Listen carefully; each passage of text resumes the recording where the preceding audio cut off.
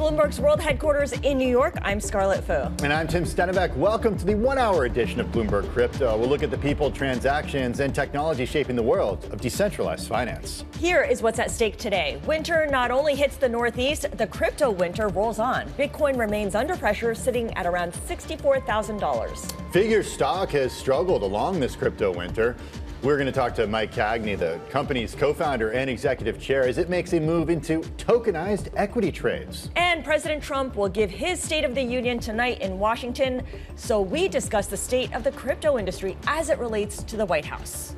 All that ahead on this special edition, 1-hour edition of Bloomberg Crypto. First, though, let's just see how Bitcoin is looking for the month of February. In the last 24 days, down close to 18%. It's right now on course for its steepest monthly drop going back to 2022. If we compare this to the performance of the S&P 500 over that period of time, S&P's only down about 1% so far this month.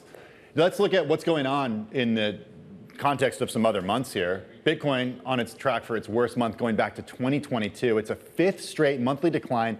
Its longest losing streak, Scarlett, going back to 2018. Each red line here is a representation of how much it has dropped in a certain month. You can see, I have to go all the way back here to see a drop that big. Yeah, a cluster of red lines there. All right, and it's not just Bitcoin, right? Because the total amount of Tether's USDT in circulation has fallen by about $1.5 billion so far in February, the second straight month of declines. That's according to Artemis Research. The stablecoin's momentum has stalled roughly in line with that crypto sell-off that began in October and has yet to recover, Tim. All right, well, last week, Nakamoto CEO David Bailey said that the Bitcoin downturn will extend to many asset classes. I think that that's just the beginning of a broader trend of the global markets and global nations around the world becoming more amenable to Bitcoin and its growth in their local market. But yes, at the end of the day, there's nothing backstopping the price of Bitcoin rather than the hundreds of millions of people who own it around the world. There's always a clearing price for Bitcoin. There is always a bottom for Bitcoin.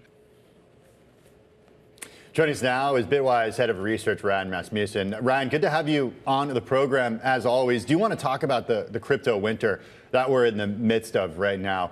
As we've spoken about quite a bit over the last few weeks, Bitcoin has regularly seen, during its lifespan, drawdowns of more than 70%.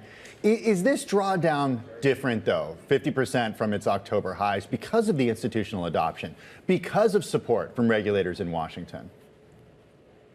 Yeah, Tim, it's a really good question. I think the observation that we've seen this before in Bitcoin is completely accurate. We've been helping investors gain exposure to Bitcoin since 2017 at Bitwise. We've been through bear and bull markets, those 70% drawdowns that you mentioned. So we've seen this before. We're used to this kind of volatility in crypto, and our clients expect this kind of volatility. Now, I do think this time is different than before, for a number of reasons that you highlighted. We have massive long-term tailwinds that we believe will propel the market higher over the long term, but investors get anchored on short-term news and negative headlines and this volatility that they're seeing, and they forget the long-term thesis for Bitcoin has never been stronger. We have regulatory tailwinds, we have institutional adoption, we have the rise in demand for hard assets like gold and Bitcoin.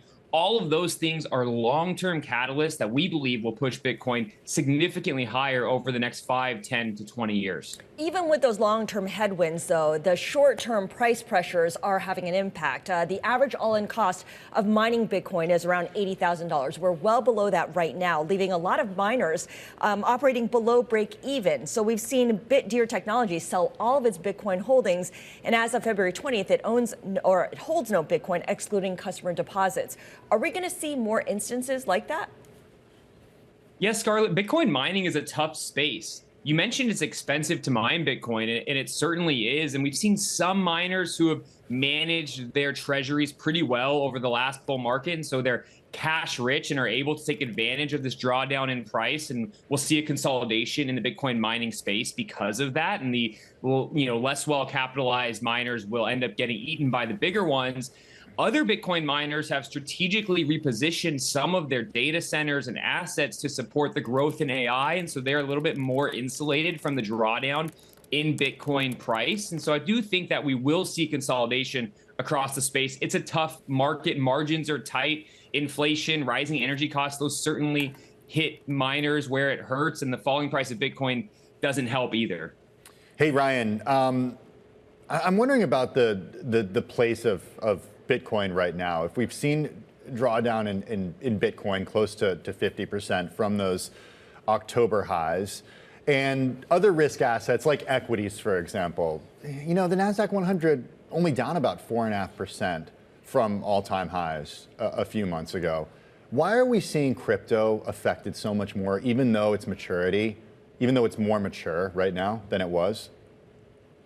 Yeah, even though Bitcoin's more mature now than it was 3 or 4 years ago, Tim, it's still very early in Bitcoin's life cycle. It's only been around since 2009. We've only had Bitcoin ETFs since January 2024, and many of the largest wealth managers, institutional investors, and wirehouses have just started approving access to Bitcoin ETFs this year. Notably, Merrill Lynch started approving access to Bitcoin ETFs earlier this year. The other wirehouses are following suit. So while I do think the market's fundamentally different today than it was before, those driving forces that are long-term catalysts are still taking time to materialize. It's important to remember it's an early and young asset. And I do think that since the October 10 sell-off that we saw, which dramatically impacted liquidity across the crypto space, you guys spoke about it a bit before I came on, with stablecoin AUM falling and ETF outflows in pain, those things have all drawn liquidity out of the crypto ecosystem, which has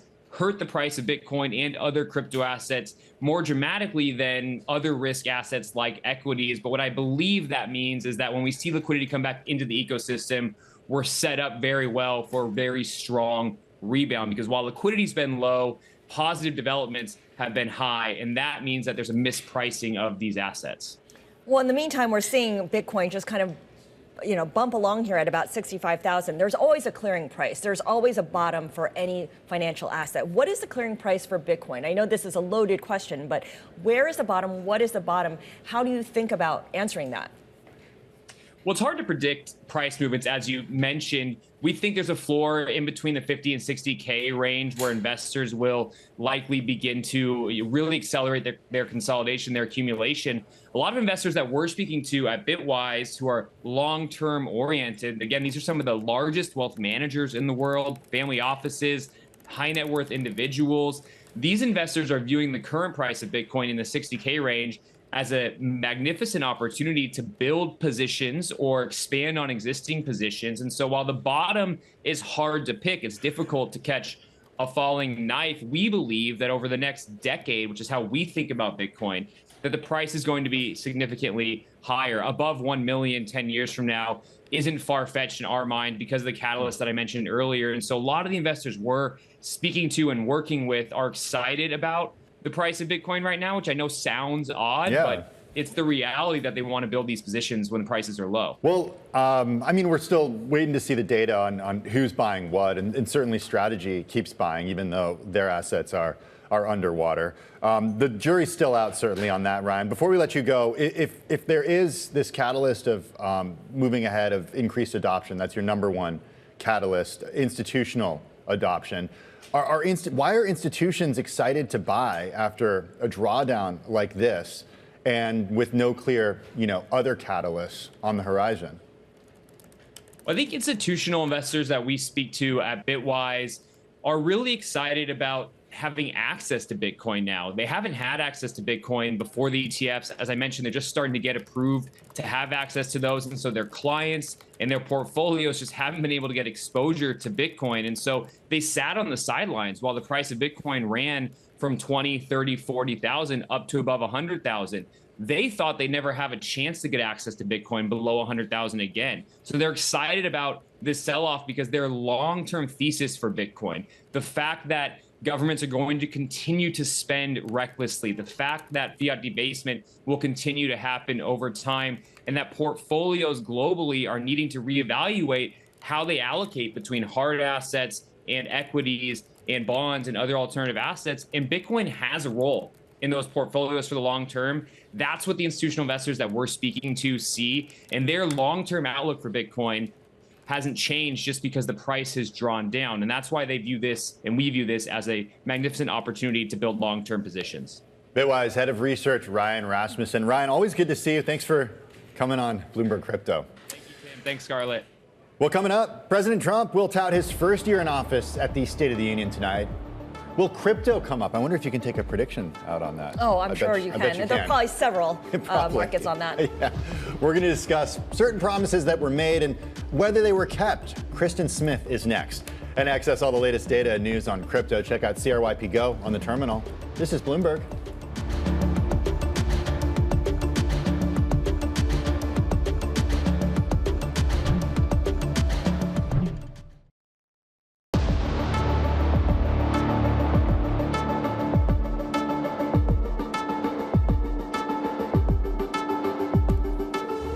Well, the odds are being shaped for tonight's State of the Union speech. I can't believe I'm even saying that, but that's the world that we live in. Here's what betting markets are expecting the president to discuss. What will President Trump say? Who will attend?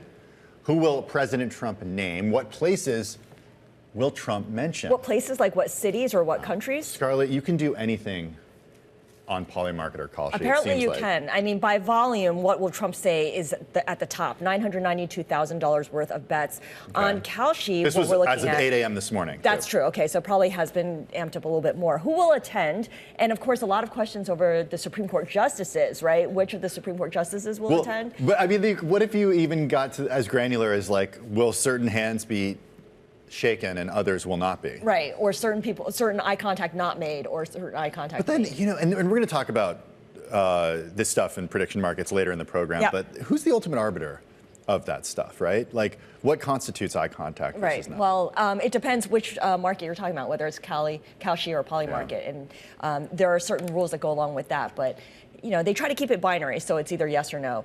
How long will Trump speak for? I mean, there's usually an appointed time, but the president likes to go off the teleprompter. Here's one. Will I stay up late enough to watch the whole thing? That's mine. How about will all of Trump's children attend? That's another one. Ivanka hasn't been very visible in this second term. So. Okay. All right. Anyway, be sure to tune in to the State of the Union tonight on Bloomberg Television. The State of the Union, of course, is the ultimate political exchange. Let's discuss with Solana Policy Institute President Kristin Smith. She is formerly of the Blockchain Association. Kristin, good to speak with you. The State of the Union, at least this time around, is supposed to be about the economy and affordability. Those are the issues that the White House really wants to hammer home in this midterm election year. How would crypto fit into that? Well, I think crypto is central to the economy and to affordability. I mean, if you look at the proliferation of stablecoins that has resulted with the passage of the Genius Act, that is an effort to help bring down the cost of payments across the board. But I think, you know, if you step back, Trump obviously has a lot of things that he needs to talk about in his State of the Union. But he does go on for a long time. And if you look at the past year, he has made tremendous strides towards providing regulatory clarity for digital assets here in the United States. And I think this should be an opportunity for him, even if it's brief, to take a victory lap for the progress that he's made and also put forth his priorities for the policies such as market structure legislation and tax legislation that need to get accomplished in the year ahead. So I think the Polymarket and Kalshi have the odds that crypto are still fairly low, but I think that it's not unreasonable for him to make this historic a historic speech for crypto by mentioning it for the very first time. If he doesn't mention it, though, if he doesn't even bring it up, is that a message to you about the way that he will or will not prioritize crypto moving forward?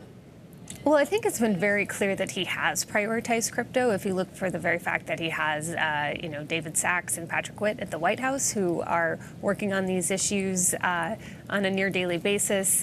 You've seen him sign the Genius Act. You've seen his chairs of the SEC and the CFTC embark on Project Crypto to use the regulatory authority that they have to get these rules in place. And so I think he is, he is doing these things. He is putting in the work. And so I don't think that, if for some reason he does not mention it, I don't think that should be taken, as that he's all of a sudden gone sour on crypto. I really think it's more that there are so many things going on in the United States and around the globe that, he may simply run out of time. But I'm very optimistic and will be watching from home and hoping to hear those magic words. I mean, the crypto industry has a lot at stake here. They've certainly gone all in with this president. We reported in the fall of 2024 that just after the election, the industry made a $135 million bet on the election. And these are important constituents to the president.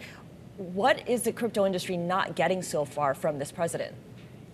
Oh, well, the president has been fantastic. I mean, he has really made this a priority within his administration and at the agencies. But, you know, these are really complex rules and laws that need to be put into place. They take time. And so even though he has issued executive orders, he has put the regulatory agenda in place, he has signed the Genius Act into law, there is so much more to do. I mean, I think that, the White House has been convening meetings with crypto stakeholders and banks in order to try to work through what are the more contentious issues in the market structure legislation. And so they're working very hard to try to get all of the pieces lined up so that we can get more bills and more rules in place. And so there's more work to do, and it is underway. And I think, regardless of what happens tonight, this is going to continue to be a priority for the administration. What does that priority look like going into the midterms? You were the CEO of the Blockchain Association. You're the president of the Solana Policy Institute. Given the number that Scarlett cited in the 2024 election, what are you hearing about spending on midterms coming from the industry? Yeah, well, I think, the crypto industry for a long time was sort of an outcast, and they didn't realize that they had to engage politically in order to catch the attention of policymakers here in D.C. And we've seen that. We've seen that on the campaign side, but we've also just seen it with the voters and with the advocates around the country who are mobilized and care about these issues. And so I think this is a trend that's going to continue through the midterm elections. We've already seen, some congressional candidates that are running for the first time have coming out, including crypto in their policy platform.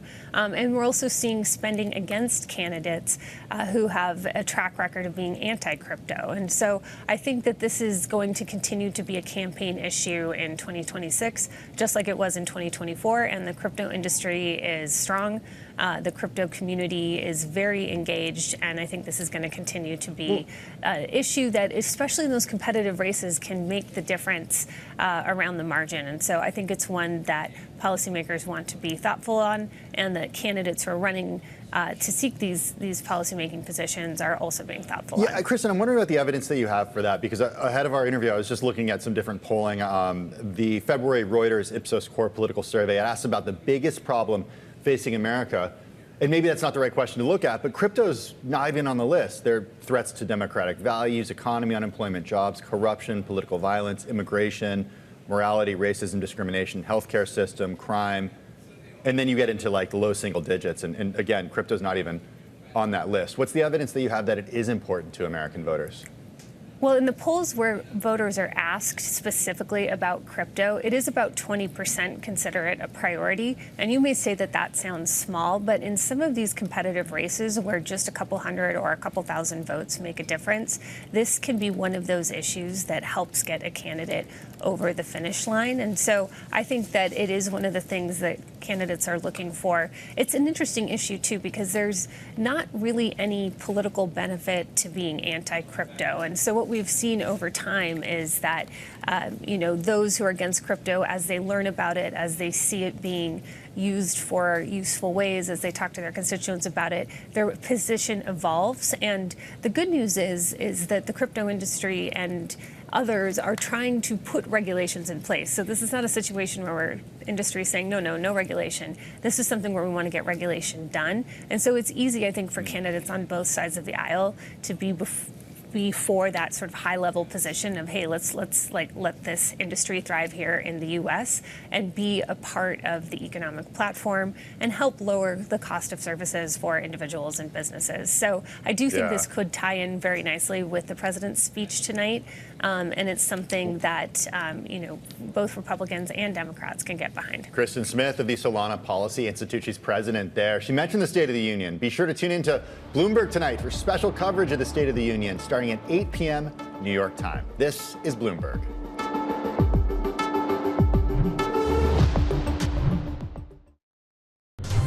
I'm I'm Nora Melinda. Let's take a look at your midday movers. First up, shares of AMD are climbing after Meta said it would buy the company's chips and computers designed to run AI models. AMD says the deal, which is expected to begin in the second half of 2026, overall will be worth double-digit billions of dollars per gigawatt. The agreement is part of Meta's efforts to aggressively front-load computing capacity, with CEO Mark Zuckerberg making AI the company's top priority and pledging to devote hundreds of billions of dollars to that effort. Meanwhile, confirming Bloomberg's earlier reporting, Warner Bros. Discovery said it's considering a new takeover bid from Paramount Skydance, with this board set to review the proposal and respond. The new Paramount bid is reported to be higher than the previous offer, and if deemed superior to Netflix's bid, Netflix will have 4 days to make a counteroffer. Still, Warner recommends its existing merger agreement with Netflix has told investors not to take any action at this time. Elsewhere, shares of IBM are rebounding today after Monday's sell-off sent the stock for its steepest decline in nearly 26 years. The weakness came from mounting concerns that AI startup Anthropic's cloud platform could pose a competitive threat to legacy players like IBM.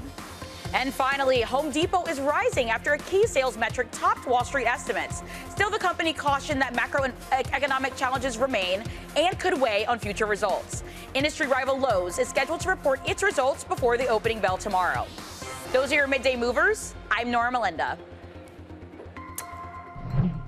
Thanks so much for that update, Nora. Do appreciate it. Well, coming up next, we're talking Figure. The company makes the first ever stock trades on its blockchain trading system. It's part of a broader push for asset management built on a blockchain. Scholar, this is what we're going to be speaking to Mike Cagney about. He's founder and executive chair of Figure. He's going to join us, formerly of SoFi. So, you know, in his DNA, he has this financial institution and sort of like TradFi, but making that transition to like digital and then finally ultimately going toward But definitely being part lending. of the existing market structure and coming up with solutions that really bypass the legacy media, or not media, legacy financial companies and their role. This is like your, you know, this is what you go for. This is what gets Scarlett excited. This is our sweet spot. Is like TradFi going on chain. I love the term TradFi. All right. Can't get enough of it. Mike Cagney coming up next. This is Bloomberg.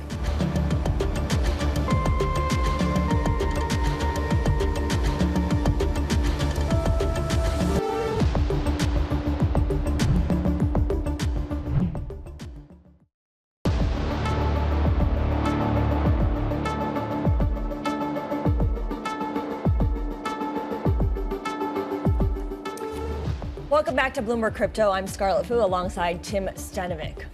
It's now time for Money Rewired. The increasing overlap and traditional finance. Crypto.com says it's won conditional approval for a U.S. national trust bank charter, joining Circle, Ripple, and others in the OCC's latest crypto nod.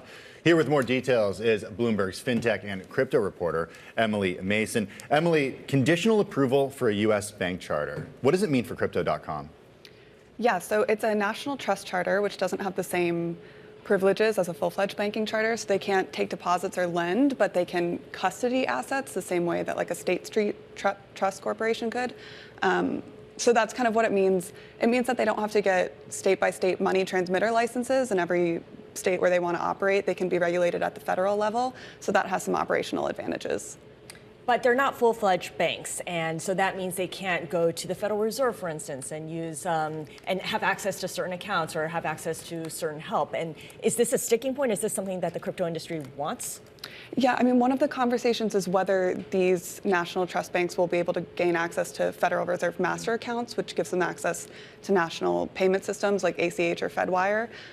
That's further down the road when that's going to come to a head, because they have to be operational and then they have to apply. One of them, Anchorage Digital Bank, has applied for a master account, but their application is pending. So I guess my question is about a traditional bank or a fintech firm becoming a traditional bank, or a crypto exchange or crypto firm offering banking type products. In the past with fintech, what we've seen is they'd partner with banks so they wouldn't have to take on the regulatory burden of being associated with a bank. But are those days kind of over? And I know we're talking about sort of like big picture fintech stuff, but I kind of consider this under that same umbrella because it does open them up to other regulatory oversight. Yeah, I mean, the national trust banks, like part of the motivation is that if you're a stablecoin issuer, it kind of moves you closer to the OCC. And under the Genius Act, they're kind of looking after stablecoin issuers. For fintech more broadly, some of them have started to apply for full-fledged banking charters. So Mercury, one of the largest business banking startups, has applied for a full charter that could make them like any other bank, and for FDIC insurance. Has the OCC denied anyone's National Trust Bank Charter application? So far, like in recent months, it's mostly been conditional approvals coming through. We're kind of getting a slow trickle of those. But the conditional approvals don't always flip to a full approval. Oh, it's not automatic. Yeah, they have to be operational within a certain number of months. Back in 2021, Paxos applied, got a conditional approval, and then it didn't become operational. So it lapsed. It lapsed, but some of them, I would expect most of them are going to become fully approved. Is it just another sign, Emily, that crypto firms are increasingly competing with traditional banks? I think for someone like a Mercury, that's probably true, who's like getting the full-fledged charter. I think it's harder for them to compete fully with banks if they're not lending, and also they're not offering FDIC insurance. But one of the concerns that the banking industry has is that there's going to be deposit flight from banks into stablecoin. So I'm still reading too much into it, Scarlett.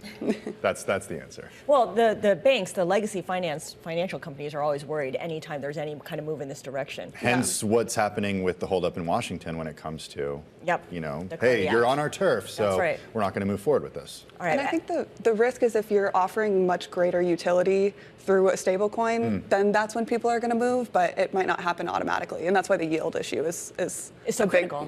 Is so critical. Emily, thank you so much for putting into perspective for us. Emily Mason here, one of our Bloomberg News crypto reporters, covering all the goings on here. All right, it is time now for a token moment where we look at how assets are being brought onto blockchains. Last week, Figure announced the first ever stock trades on its on-chain public open network, known as Open.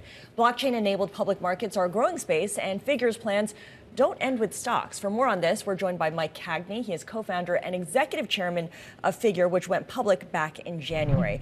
Mike, it's so good to speak with you. Thanks for coming back onto Bloomberg. Tell us a little bit about what Open offers and how it's different from other tokenization efforts. And the value, obviously.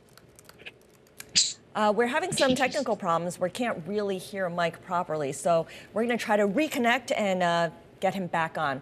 That was Mike Cagney, but we'll be back in just a moment. This is Bloomberg Crypto.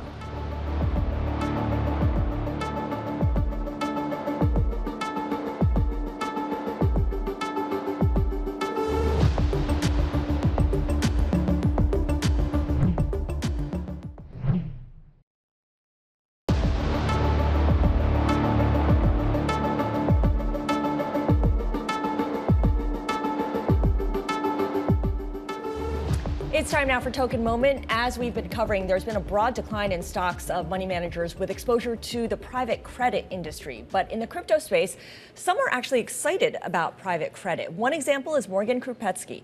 She is vice president of on-chain finance at Ava Labs. She says private credit assets can benefit from tokenization, and she joins us now. Morgan, talk to us about the tokenization solutions that are provided to private credit that you don't get right now as they are real-world assets in the current construct. Sure, and thank you for having me. So I think from a tokenization standpoint, there's been a lot of focus in the industry on tokenization of equities, which is great. But I think private credit in particular, it's a multi-trillion-dollar market that still largely runs on spreadsheets, monthly PDFs, and manual reconciliation. It's definitely among the least standardized and most opaque markets, and therefore among those that are really set to benefit the most from this technology. So with things like blockchain, smart contracts, and tokenization, the disparate infrastructure and servicing infrastructure that currently exists today can really be upgraded from batch reporting to real-time servicing and visibility. So instead of waiting weeks for performance updates, you can have things like continuous borrowing base monitoring, automated covenant checks, and really live portfolio data if it's all leveraging the same kind of infrastructure layer, which is the blockchain. Within the Avalanche ecosystem in particular, we're really seeing this applied, especially in asset-backed finance and modern fintech lending. So areas like receivables finance, consumer credit, and structured lending, we're really seeing kind of this upgrade in terms of this legacy financial services kind of infrastructure and institutional work that we're really excited about. So my question here is, when it comes to private credit, especially what we're seeing right now with Blue Owl and one of its retail-driven private credit funds, is that people want to get their money out quickly. Tokenization doesn't solve for that, does it? Well, I think in general, the tech can ultimately enable greater capital inflows. You talk a lot about the democratization of finance, and to the extent to which you can operationalize and make this asset class much more operationally and economically feasible, you can have net new entrants into the space, both from an investor standpoint as well as from a lender standpoint. Today, private credit is dominated by the top X amount of private credit firms because they just have the operational backbone, the middle and back office teams to actually be able to facilitate this lending. And so to the extent that you can use this infrastructure to make it economically feasible for net new entrants, whether it's family offices, emerging funds, or even smaller private credit firms, you can have net new and more liquidity and more competitors into the space, and therefore allow ultimately down the line greater liquidity as it relates to private credit. Do firms playing in the space actually want this, though? Because certainly it makes sense that customers who, want the product would want more transparency. But does a firm want its private credit assets to be marked to market on a daily basis, like public equities, for example? Does it want that transparency there? That's kind of like, one of the hallmarks of the industry is the opacity.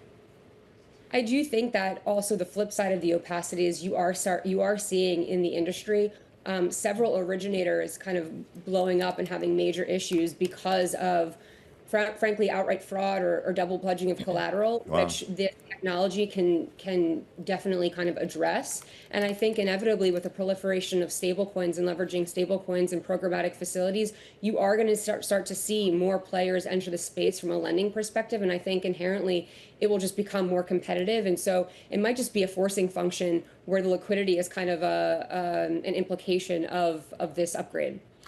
Have any of these alternative asset managers, these private credit firms, actually made the move towards tokenizing their funds?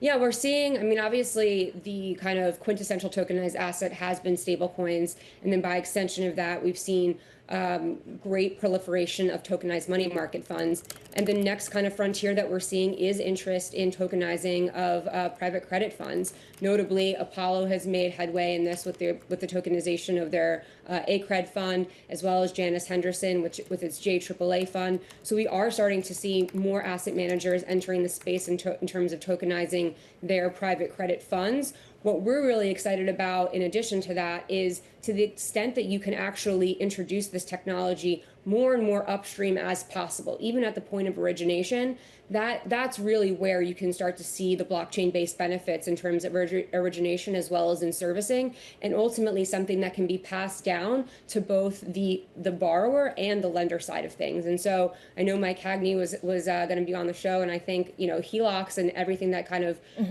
operated there is a prime example of what happens when you can have native on-chain origination.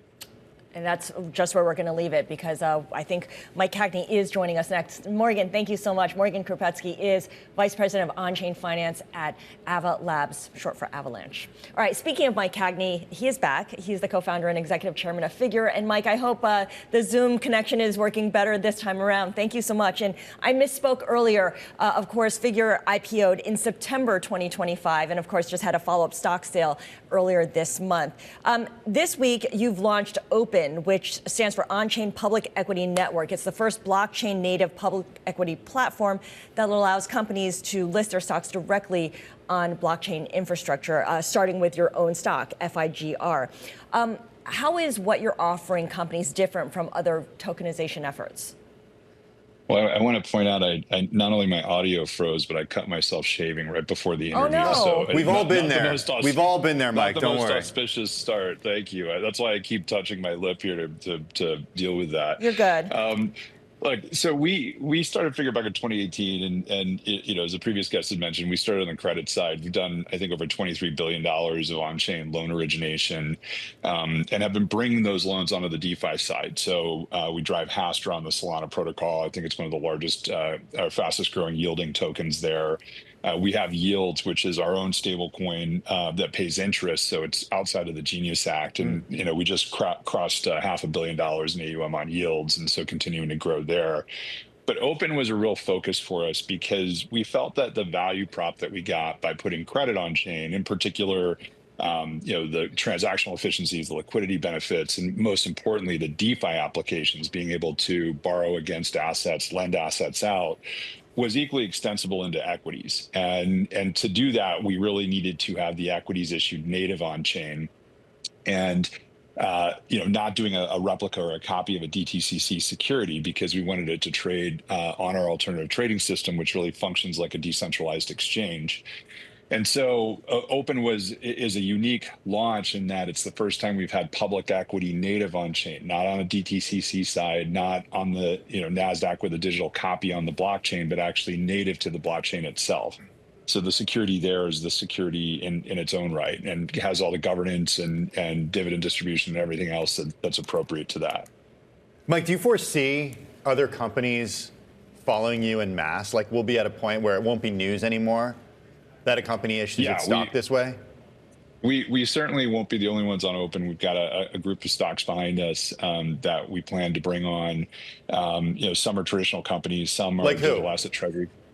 Well, we have an earnings call on Thursday. We might talk a little bit about that, but some are traditional companies, some are digital asset treasury companies where they have the benefit of being able to pull their NAV back up to par. So if they list on Open, they can do a distribution of treasury stock. So they could say, look, we'll buy your stock in exchange for Solana or Ethereum or Bitcoin, whatever the underlying treasury stock is. And in doing so, they can pull that price back to NAV par immediately. And then have the benefit downstream of the optionality of the digital asset treasury. So, we've got a couple of different types of issuers lining up to start using this, and expect the ecosystem to grow exponentially.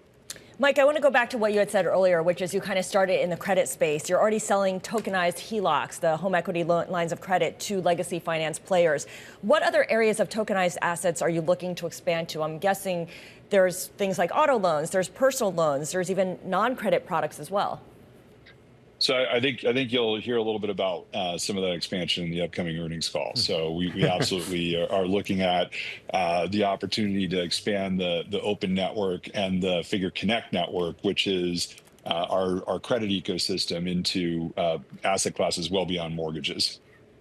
Mike, gonna have to leave it there. We got to get you back on soon, though, and I know it's tough to do an interview 2 days before an earnings call when we're asking you all these questions that you gotta.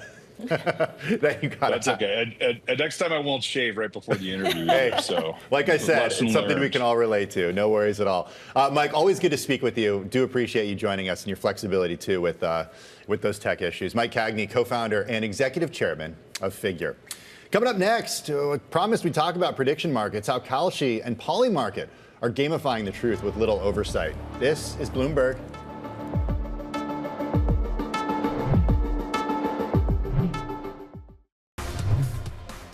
We're just about halfway through the trading day in New York. I'm Nora Melinda. Let's take a look at your midday movers. First up, software-related companies are recouping Monday's losses after a report from Citrini Research sparked widespread concern that AI-driven disruption could wreak havoc on various segments of the global economy.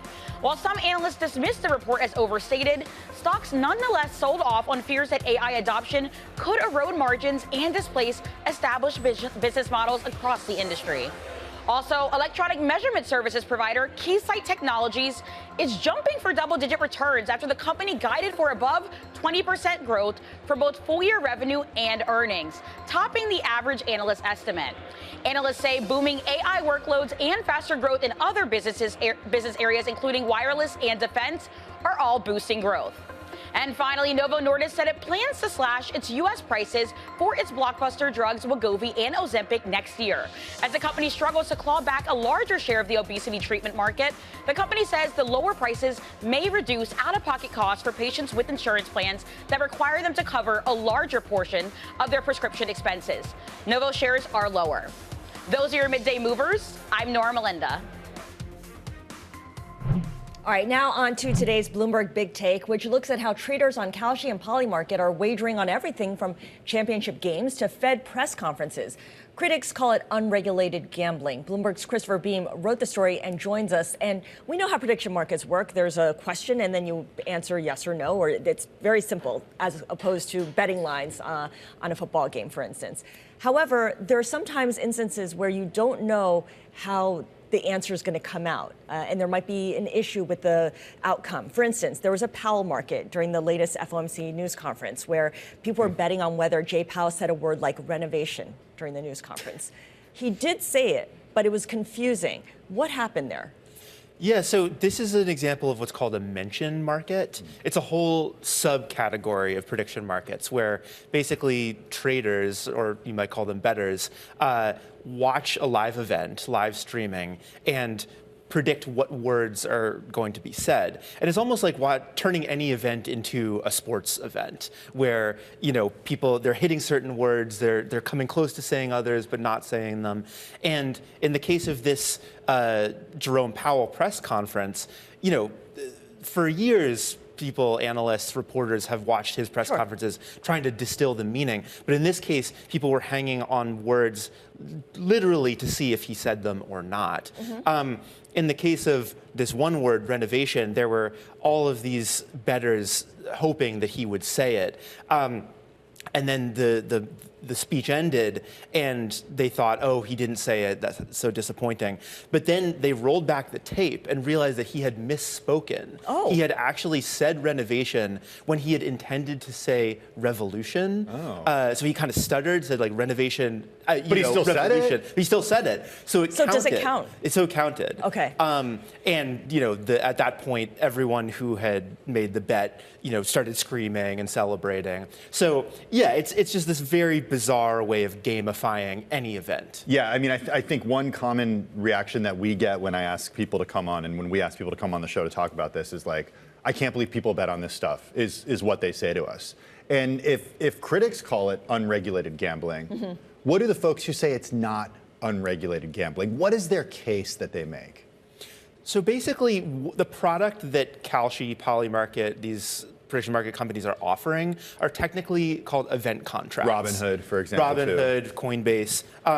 They're technically called event contracts, which are a form of derivative. So the prediction market companies and now the CFTC say that this falls under CFTC jurisdiction. It's trading like any other form of trading. It's not gambling. Now, a lot of people disagree with that state gambling. Yeah, it walks like a duck. Yeah, I mean, the average user experience probably looks a lot like and feels a lot like gambling. But what the CFTC and the prediction market companies say is that the difference is that with gambling, there's a house. You're betting against the house, or you're betting against a bookie. The house has a position. The house has a position. They set the odds. In the long run, they always win. Whereas with prediction markets, it's peer-to-peer. You're facing off against one other person. I bet, yes, Jesus Christ will return in 2026. Which is a real one. Which is a real one. And so we're buying a contract betting against each other. And then, of course, Kalshi will take a fee, but it's not rooting for you to lose. Gotcha. So they say, therefore, it's not gambling. Also, they say it's providing better information for the world. So right, but how do Kalshi or Polymarket determine whether something actually happened? In the case of the word renovation, he mentioned it, even though he misspoke, so that was clear. But sometimes, there could be something that happened that people don't fundamentally agree on. I mean, we don't agree on what happened on January 6th, for instance. Oh, yeah. There's tons of examples of controversies over how these markets get resolved. This happens, if not every day, at least every week, where there's a market where people are going back and forth. Did Cardi B technically perform at the Super Bowl? Was a big one. She appeared on camera dancing, but was that actually a performance? And so this was, subject to tons of back and forth. So it's a huge problem. What is the truth? And that might be one reason why people are shying away from it. Or maybe they're just jumping in with both feet in any case. It's a very existential question to end on. It is. What is the truth? Christopher Beam, thank you so much. Christopher Beam, of course, writing for our big take about prediction markets. That does it for Bloomberg Crypto. Be sure to join us again next week. From New York, this is Bloomberg.